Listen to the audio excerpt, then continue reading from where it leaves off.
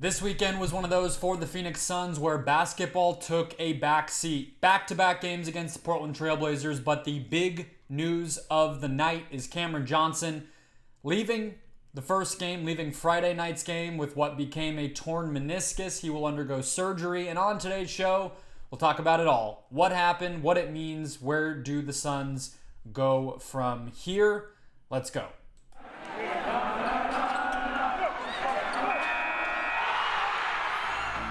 You are Locked On Suns, your daily Phoenix Suns podcast.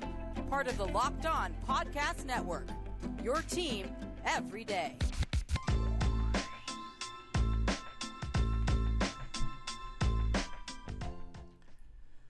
We are back. This is Locked On Phoenix Suns. We are part of the Locked On Podcast Network, and I'm your host, Brendon Kleen, a credentialed media member covering the Suns for the past 6 seasons and a writer at Suns.com and Dime Magazine. Thank you all for making Locked On Suns your first listen here on this Monday. I wish it were better news, but hey, we get through this stuff together. Wins, losses, injuries, or health, all of it. So thank you for being here. We are free. We are everywhere. YouTube, Apple, Spotify, wherever you go for your podcast, we are there. Hit subscribe or follow so you do not miss a show. And if you're on YouTube, hit the bell down below. Make sure you get a notification every time this show populates a new episode. And drop a comment here on this episode with your thoughts on Cam Johnson's injury. Today's show, guys, brought to you by Prize Picks. First-time users can receive a 100% instant deposit match up to $100 with the promo code LOCKEDON. That's prizepicks.com, promo code LOCKEDON. More from them later on in the show. I wish it were better news, as I just said. The Suns did win on Saturday night, so I guess that is good. Getting some vengeance after the refs blew a call on Jeremy Grant's game winner on Friday night. Friday was a very strange game. I'm not exactly sure how Portland pulled that one out, even with the fact that Grant played so well. Yusuf Nurkic came up clutch. And obviously the Trailblazers played hard. You got to give that to them. They're a young team. They have a lot of athleticism, length, wings, the types of things the Suns have struggled with, but still very strange to drop that one. Saturday felt a lot more like what I expected these games to go through, to look like, but again, this is the secondary story from the weekend. The basketball was secondary. Cam Johnson is the main story. He officially, the Suns have announced now, tore the meniscus in his right knee. He will undergo surgery. So I want to quickly hit that part and then get into his injury history and sort of where this leaves him.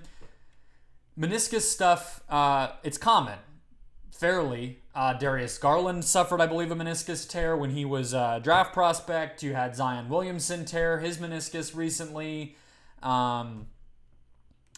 It's very common. It's by no means a death knell for anybody's career, right?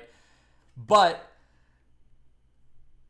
there's a few ways that it can go, and that's where the complication arises. So the Suns did confirm Cam Johnson will have surgery, so part of me had some hope, just wanting the best for him, that this could be something like Robert Williams III with Boston last year. If you remember, Time Lord he basically just sort of managed the pain, which I guess it is probably maybe not how he would have preferred it, but he was able to be available for the team, helped get them to the NBA Finals, and within a couple wins of a championship. Then eventually he got surgery this summer, even though they had said, I believe he got a really what they called a minor surgery. They said he was fine. He ends up not being fine. Whatever.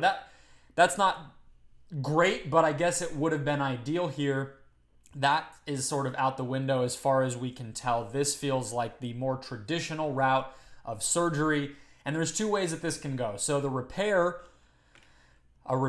on a torn meniscus, which as far as I'm kind of a little bit obviously out of my league here, but I've read up on this, and from what I understand, some tears are repairable and some are not, or where the tear is affects what types of surgeries can happen. But the bottom line is, if you repair it, you're looking at 5-6 plus months for recovery. If you remove it, which is also an option, it's one of the parts of our bodies that we don't technically need, but definitely obviously is there for a reason.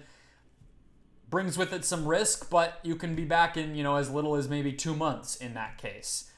The risk, though, there is osteoarthritis. Your knee is, the bone structure, all that stuff. Obviously, removing the piece of tissue that the meniscus is, it serves a purpose, so you can start to wear down there. Whereas the repair it's a little bit less of a health risk, but at that point you're looking at he would, very likely miss the entire season. I mean, we are November 6th, so even if he came back in 6 months, that's May 6th. Bringing him back in the middle of the playoffs would be a big stretch. You're looking at most likely you would have to act like he's gone for the season. But we still don't know which of those Cam is getting. The Suns did not say. I saw some people saying, maybe when he gets under the needle, under the knife, they'll make their diagnosis. I kind of doubt that's how it works. I would imagine the team, Cam, it's already known, but I looked everywhere. I looked at all the different newsbreakers. I have not seen anybody reporting or even guessing which direction he might go. I'm assuming for right now he's doing the repair. The removal would just be too much of a risk, and let's get into that. Let's get into the why I don't think it would be smart, and I don't think he will do it, of going the riskier route, because Cam is a guy who has had injury problems. Let's go through it. 2017. So this is, his sophomore, junior year of college. He tears the meniscus in his left knee. So this is an injury he's already had. He underwent surgery that year. That was a repair surgery, as far as I could tell. He missed that season. 2018 was when you started to hear the reference to the hip, okay? You read articles from that time, it references he had hip pain dating back to high school. And so in 2018, the fall of 2018, before that season, he undergoes arthroscopic hip surgery. That's the surgery that Cam will reference when he's asked about the hip, although it hasn't really been a problem lately, so he hasn't been asked about it a lot, where he said that pretty much fixed the hip problem, but the hip was the thing eventually in 2019 when he becomes draft eligible that he gets asked about, and in some cases reportedly is medically red flagged by other teams in the league. That's why it was partially why it was such a surprise that he went 11th overall. Go to his pro career. 2019, he missed the opening 2 games of the season with a calf injury. He dealt with a hip injury in December and I believe missed 7 games. He missed 1 game, I think. 2020, he misses 10 games right leading up to the COVID shutdown with a quad injury. 2021, he has a wrist injury heading into the Lakers series. 2022, earlier this year, at the end of last season, he obviously has the quad injury after quad contusion after Julius Randle knees him. He, this season, had a finger injury during training camp, obviously, if you remember. He had cramps on opening night. He had a hip contusion the first time that the Suns played Portland about a week or 2 ago. And now, obviously, a meniscus tear on the right side. So, this will be his 3rd major surgery between the left meniscus, the hip, and now the right meniscus. And he's had multiple quad problems. He's had wrist. He's had hand / finger. This is a real thing. But that all said, I want to get into the main response that I've seen on this, which is that Cam is betting on himself right now, or that by not taking the contract extension and entering the season, playing out the remainder of his rookie contract and deciding to enter restricted free agency at the end of the season, that was somehow him betting on himself, quote unquote, because I've seen that a lot and I think that's just completely wrong. I'll tell you why next. First, today's show, guys, brought to you by Prize Picks. Look, I got tired of the normal games. Even regular fantasy bothered me. I play it, but I'm not very good at it. The daily stuff was even worse because you're playing against these guys who do this for a living. You're playing against these people who just juice everything. But Prize Picks has simplified it. They've made it you versus the player projections that they set. So what you do is you log into Prize Picks, you look at that day's player projections, and then you say more or less, and you go player by player. It could be points. Let's say for basketball, it could be points, rebounds, assists. It could also be fantasy points. Same with football. Yards, catches, whatever. Or you can do fantasy points. So for Austin Eckler, who's been a monster, let's say it's 25.5 fantasy points. You could say more, because even that high line player projection has been a low one for him. So that's how it works. You pick 2 to 5 players, and if they will go score more or less than their prize picks projection, and that's your lineup. No competing against other people. It's just you versus those projections. Entries can be made in 60 seconds or less, and Prize Picks offers safe and fast withdrawals. So download the Prize Picks app now, or go to prizepicks.com to sign up and play daily fantasy sports. First-time users can receive a 100% instant deposit match up to $100 with the promo code LOCKEDON. If you deposit $100, PrizePicks will give you $100. And if you deposit $50, PrizePicks will give you $50. So don't forget to enter the promo code LOCKEDON and sign up for an instant deposit match up to $100. So there's this momentum behind this injury that I've already seen in the response that Cam Johnson, quote, bet on himself. I've seen this reference. It's like, oh, like somebody was really ugly, and I know Twitter's not the end-all be-all and, you know, whatever, but, you know, that somebody said that's why he shouldn't have bet on himself and taken what the reasonable offer the Suns gave him. I've seen something alluding to that. My response was to feel pretty darn bad for the guy. I get some people, these athletes make a ton of money. You know, I get people who don't want to, you know, boo-hoo about a loss of money or any of this, but think about it. The most likely reason the Suns were hesitant to give him a big extension this fall was that the health. And this unfortunately kind of proves them right. But did we say that Deandre Ayton, quote, bet on himself when he refused to accept that contract offer that, you know, what James Jones says is there was never even a real negotiation with Ayton last fall because they weren't going to accept anything less than a 5-year max. What I remember the conversation being like at that point was that, you know, Ayton was just demanding what he was worth, and most people seem to think he was right for doing that. I feel like I understood it, right? I felt like, you know, the market, if he were to get to restricted free agency, was going to dictate that he would be a max contract worthy player, and it did. It bore out that way, and he got that offer, and the Suns had to match. It's kind of the same exact thing with Cam Johnson here. There's a rumor out there that the Suns offered him 4 years and $72 million.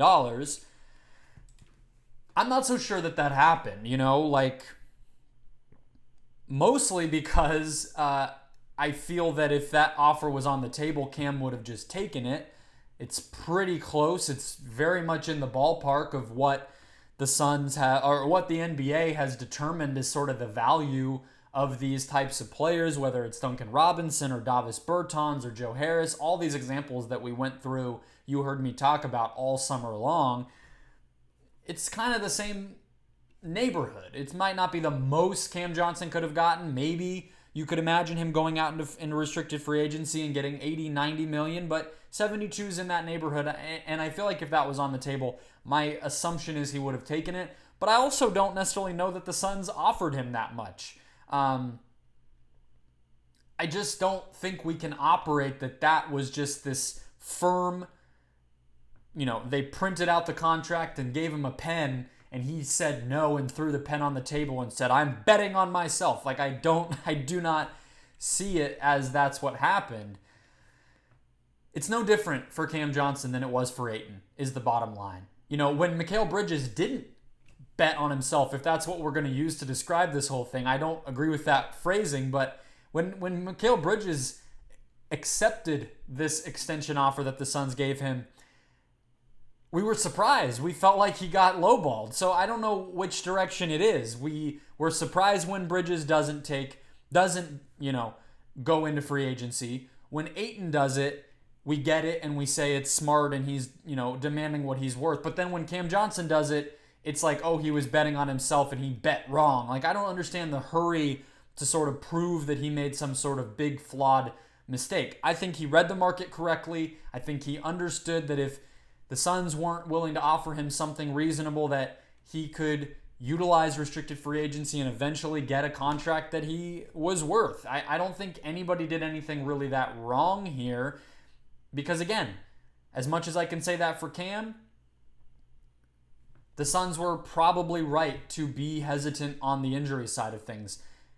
Cam decided to be patient, maximize his earnings in restricted free agency. The Suns decided to be patient and let him prove that he could handle a full slate of minutes as a starter, integrate himself well, and stay healthy. And that hasn't happened, obviously, with this very, very tough news. So I guess we can talk about the extension now. I was going to have it be later, but it makes more sense to do it now. I think we'll talk about where the Suns go from here to close out the show, but a few more things on the extension and his sort of situation when it comes to, the personnel side of things. How is Trevor Buckstein, the Suns cap guy, thinking about this? I think one is trading Cam in season is pretty unwise now, right? Because his value would be too low. So Aaron Edwards and I last week did a show on, Kevin Durant and is that dream alive again? And the offer to me was very much going to be centered on Cam Johnson, DeAndre Ayton, and a bunch of picks. It already was a little complicated because Cam was on such a small salary, and you can, how does that all look? Extending him and trading him would have been a whole nother mess. I don't think he would have been eligible to be traded. I'm not sure. But this is out of the question now because you're trading somebody who's hurt. You're trading somebody who now this other team who's acquiring him would have to make the big decision about his next contract. It's unlikely. It's kind of the same thing we talked about all last year with Dario Saric, where it's like, yeah, theoretically his salary number makes him a potential trade candidate because you can use his salary to match up with other players and get somebody a little more expensive, but who's trading for ACL recovery Dario Saric? And he's an even lesser overall player, a little bit older of an overall player than Johnson is. So the trade stuff is one side of this. I think the other thing to remember, though, is Colin Sexton, as one example, just got 4 years, $72 million coming off a missed season. He has far less of an overall injury history. But he's managed to affirm himself in that way. TJ Warren with the Suns, he got an extension at, a little bit less than market value, but he even got one, and he had been an injury risk. Zion Williamson on the very high side, Joel Embiid, these guys who are max level players, and they tend to get these contracts. So the NBA doesn't cast you out of the NBA, cast you out of the league if you are injury prone. Because if you have talent and you're still relatively young, teams are going to take a chance on you. They're going to make a bet on you. But obviously, it's not ideal. He's probably lost a lot of money by landing awkwardly on his right knee in a non-contact play. Like that's the reality of the situation, and it's not easy, but I guess my point is this is not the end of his time in Phoenix. This is not the end of his time in the NBA. This is not, as I mentioned before, a death knell for his career. This is an injury that plenty of people have come back from. This is, bad timing from a lot of different angles, from the Suns championship hopes to his free agency and everything else to the trade. But it's not the end. He will have a market. He just needs to focus on getting back. If he could get back for the playoffs, if he could get back, and have a full off season to continue to work, and whether it's working with this new team, or working with the Suns again, that's the focus now. And that's a very different focus from what it was when he entered the season, when he thought he was going to be, his big focus this year was integrating into the starting lineup and helping the Suns win a championship. And I can't even imagine putting myself in that spot. And now you're having to choose between the repair and the removal of this with the surgery. It's a big bummer, but it's not the end. He will have a new contract next summer. I do not doubt that. He's not going to be some kind of guy who ends up getting a minimum or anything. He has a bright future still. It's just another roadblock in a career that's had a lot of them. But let's talk about how the Suns make do. It's not the prettiest thing to have to jump to, but unfortunately the NBA doesn't give you 2 weeks off to figure these things out. The Suns have another game on Tuesday. They already had to play one on Saturday. Or they have another game on Monday. They already just played one on Saturday without Cam. So what will that look like? What have we already seen from Torrey Craig? We'll get into all that in just 1 second. First, one more quick break. Okay, the Suns are starting Torrey Craig in place of Cam Johnson. Want to get into a little bit of what he looks like, what he needs to do to keep this team afloat as a starter, and sort of where the Suns might pivot. Want to make sure you guys are checking out Locked On Sports Today. It's everything you need to know in the sports world, brought to you by Locked On's local experts and host Peter Bukowski in 20 minutes or less. They do a great job of packaging it all up to get you ready for the day. That show is wherever you want to find your podcasts. But the new starting lineup with Torrey Craig this season, and obviously it's not the first time we've seen the lineup. Craig played in place of Cam quite a bit early in the season when Cam missed the second half of a couple games. It's -6 in efficiency differential in 83 possessions this season, and that's non-garbage time possessions. So there might be a few in there that are getting weeded out. That's per Cleaning the Glass, their lineup data. So -6 efficiency differential is, think about points per possession minus points allowed per possession times 100. That's what's happening. So overall, it's the same as net rating, but it's just, on a smaller scale because it's only been 83 possessions, so you can't say per 100 possessions, right? That's the idea. -6. No, not great. But I think we already saw some defensive potential with Torrey Craig clamping down on Jeremy Grant at times on Saturday night, where they were able to adjust. Craig, Devin Booker pointed this out post-game on Saturday, that having Craig, one of the things you can do then is similar to Jae Crowder. He can mix and match assignments with Mikal. And that's something that the Suns weren't really going to be able to do with Cam Johnson. So that's one positive. He's a good rebounder. He looks to be a little more energized in that capacity, and he's been making shots better this year. So I think what you're looking at with Craig, same as it's always been, whether he's starting or not. He needs to play intense, smart defense. He needs to rebound on both ends, move the ball in a smart way, and make corner threes. That's kind of it. It's a pretty simple role. They're not going to ask him to do too much. He doesn't need to score or, defend the best guy on the opposing team. Mikal's going to do that. And if he does most of those simple things every night, I think the Suns can keep and will keep winning regular season games. They can stay afloat. If you look back, Torrey Craig played a ton with Denver the bubble season. He started a handful of games, more than a handful, like 30, 40 games that season. He played a ton overall. He was a big part of their rotation in the bubble. Maybe not when they got to the conference finals against LeBron so much, but even then he was playing. And that year, the starters plus Craig lineup, so, not Michael Porter Jr. basically is how you can think about that one. It was Murray, Gary Harris, Aaron Gordon, and Torrey Craig. I believe it was Aaron Gordon. I believe he was on the team at that point. Maybe not. Maybe it was somebody else. The starters plus Craig lineup was -1 per 100 possessions. And I think if that's a reasonable place for the Suns to hope. It's at -6 right now. If they can get it to -1, they can craft up a rotation that they can keep winning games. They can stay afloat without him. But the depth is obviously the place that you take a bigger hit, because Monty played 11 guys in the rotation on Saturday, and Ish Wainwright wasn't even active. Dwayne Washington only played 5 minutes. Obviously, Crowder's not with the team. There's not an easy answer on the bench right now. Saric is going to struggle to defend lots of power forwards, like, for instance, Tobias Harris on the 76ers, who we're going to see this week. Josh Okogie, just not really a threat to score the ball. He's a big liability on offense. So, to me, what I feel like we will see is, once Cam Payne comes back, and he's questionable for Monday's game, my guess is we see Monty stagger quite a bit. So I would imagine we see Damian Lee playing a lot of minutes with the starters, where Mikal Bridges moves to the 4. And then you have Torrey Craig kind of play as the backup 4 in a way, even though he's the starting 4. So you have Cam Payne, Landry Shamet, Damian Lee / whoever, Torrey Craig, Jock Landale as the main bench contributors. So you're basically treating Craig as somewhat of a backup at the same time that he's moving into the starting lineup, and you're just riding Mikal hard. It's kind of what you have to do.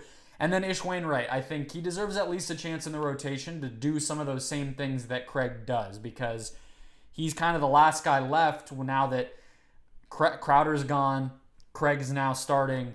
Wainwright's kind of the last guy who can do that type of stuff at the forward spot. Make spot up threes, defend, play with energy, try to rebound. I don't know what to expect from Wainwright in an everyday type of role, but that's where they are. And rather than playing overly small so much or trying to force a square peg into a round hole, Wainwright is in the mold of Crowder and Craig. So I think you just slot him in at least early in this absence from Cam Johnson and just see if you can make it work.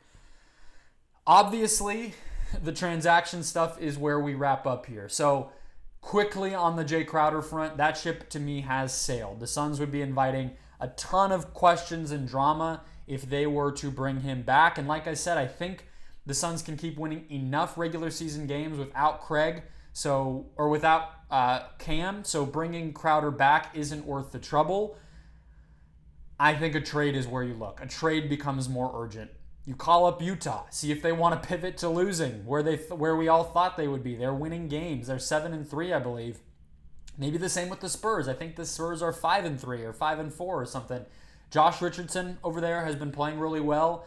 He's been making threes, even dating back to last season when he became a Spur, and now this season again. He's very streaky. He's hard to trust. He was not good in Dallas, not very good in I don't want to say he wasn't good. He was not a good shooter in Dallas, not a good shooter in Philadelphia, but he's been making shots here, and maybe he's a player you look at as a guard who can create and shoot and defend. Miami has started slow. Maybe they're more willing to finally give up real stuff for Jae Crowder rather than, Duncan Robinson, you take our bad salary and do us a favor, which sounds like where the talks maybe were prior to the season. The Suns still need offense, okay? Jordan Clarkson, Malik Beasley in Utah, these same guys we've been talking about, they're still out there, right? Duncan Robinson, Gabe Vincent on Miami, although who knows if he's available. But I think the underlying thing now is, along with the trade just becoming more urgent overall, shooting is going to become more important here. Because Crowder, say what you want about his shooting. It was streaky. It was not, a laser, as LeBron James would say, by any means. But he took them willingly, and he at least made them, 30+% of the time. It's not elite. It's not a knockdown, but it's something. And the Suns don't even have a lot of that right now. I think Torrey Craig is not as good of a shooter as Crowder. Ish Wainwright, not as good of a shooter as Crowder. And then, of course, you're losing Cam Johnson. So there's only so much you can make up for with the same guys just taking more shots. That's not really how it works. We know Landry Shamet is not going to... I just think at a certain point, expecting him to step up and take a ton more threes is unrealistic. So, yes, I guess not only did the trade become more urgent, but you just added another checkbox to what you want out of that trade. Maybe it's Harrison Barnes, and that's the one... everything in one package, but I think that takes quite a bit to get, and the Suns are now again, just like they were when Crowder decided to go home, negotiating from a little bit of a point of weakness in terms of leverage. So I think we have to see a trade soon. I think you have to get a difference-making player. The baseline of what you need out of that trade just rose, and we'll see. I don't want to evaluate where this leaves the Suns overall or their championship upside or any of that until we know what that trade looks like. We know how this rotation comes together, but the Suns are down 2 of their top 6 players from last year at this point. There's no other way to slice that. And Cam Johnson has a real uphill battle to prove himself, reaffirm himself as, a healthy, consistent member of this team and as an NBA player. There's no way to sugarcoat this. It's a bummer. It changes the outlook of this team. It changes the short-term priorities of this team and the long-term upside, like I just said. So we'll keep monitoring it. This is not the last time we will be talking about this by any means, but today is a little bit of a bleak day, and I think it's okay to say that. All right, that'll do it for today's show, guys. Big thanks for making Locked On Suns your first listen. Hit follow or subscribe so you do not miss a show. Apple, Spotify, YouTube. We are everywhere. Drop a comment, hit the bell on YouTube, all that good stuff. And in the meantime, before we have our Philadelphia 76ers recap show later tonight. Make Locked On Sports Today your second listen to get caught up on everything else going on around the world of sports.